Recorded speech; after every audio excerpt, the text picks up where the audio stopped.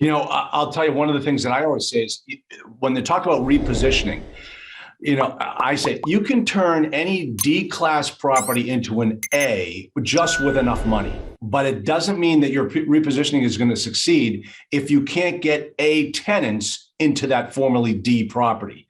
I mean, you still have to get your market to buy into what you're trying to do here. And that's a lot of them like, oh, I'm going to turn it from a C to a B. And this, it's like, it just doesn't work that way. You got to know your market.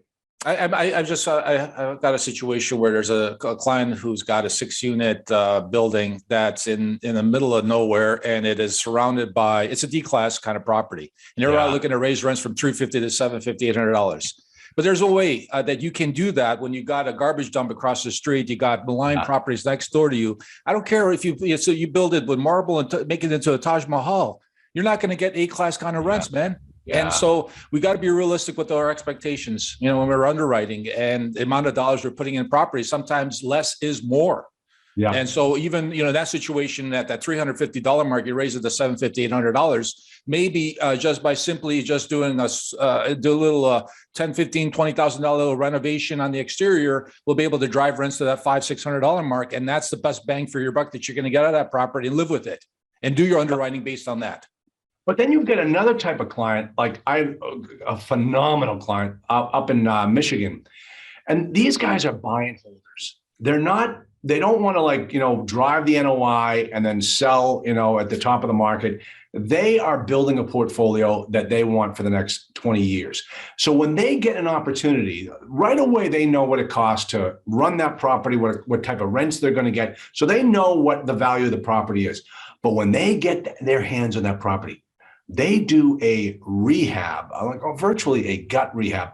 Every single mechanical thing on that property gets totally renovated, all new stuff. So by the time they're done, they've essentially got a brand new property, and you can see it in their R&M budget, their repairs and maintenance budget. It's like a Class A property. They pay like $200, $300 a month per unit per year for the R&M budget, and that's because they know, let's fix it all at the beginning, and let's just, this thing will be a cash cow going forward. Hey, Charles, listen, at the end of the day, there's 1,000 ways to skin a cat. Hopefully we didn't offend any cat lovers out there. So that's a business model that's proven that they're out there doing that.